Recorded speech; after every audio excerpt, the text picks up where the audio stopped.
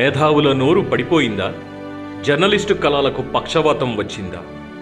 కత్తి కంటే కలం పదునైనదని, ఎవరినైనా నిలదీస్తుందని, నిజాలు నిర్భయంగా రాస్తుందని గొప్పలు చెప్పుకుంటామే. ఆ కళానికి ఏ కుళ్ళు పట్టింది? ఆ గళానికి ఏ కులగజ్జి క్యాన్సర్ సోకింది?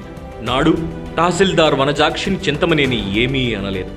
కానీ వైకాపా ట్రాప్లో ఐపాక్ డ్రామాలో భాగంగా హిడెన్ కెమెరా జాకెట్కు పెట్టుకుని వచ్చి ఆమె ట్రాక్టర్కి అడ్డం పడి దొర్లి ఆ విజువల్స్తో తనపై అత్యాచారం, హత్యాయత్నం జరిగిందని నానా యాగి చేసింది.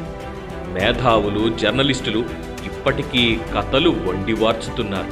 నిజాలు కళ్ళెదుటే కనిపిస్తున్నా వాస్తవాలు చెవులకు వినిపిస్తున్నా. నేడు జగన్ రెడ్డి ఫ్యాక్షన్ సర్కారులో తమ భూ కబ్జాలకు సహకరించడం లేదని బీసీ వర్గానికి చెందిన తహసీల్దారు సనపల రమణయ్యని అత్యంత దారుణంగా చంపేస్తే ఒక్క మేధావి నోరు మెదపలేదు, ఒక్క జర్నలిస్టు చర్చ రేపలేదు.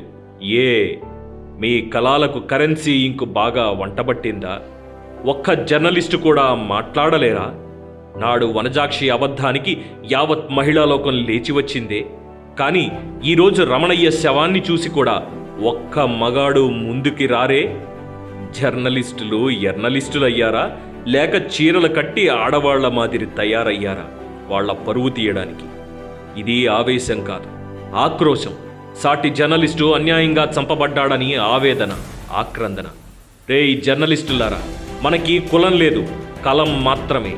రండి, అన్యాయానికి అడ్డం పడి న్యాయం కోసం ప్రాణాలు వదిలిన రమణయ్య బలిదానానికి ఆ దుర్మార్గులకు శిక్ష పడేదాకా పోరాడదాం. లేదా రేపు నేను లేదా మీరు ఎవరో ఒకరు ప్రాణాలు కోల్పోవచ్చు. అప్పుడు మన కోసం మరో నలుగురు రావాలంటే ఇప్పుడు మనం మన పెన్నుకి పట్టిన బూజు దులిపి గన్నులా మారాల్సిందే, అన్యాయాన్ని అంతమొందించాల్సిందే.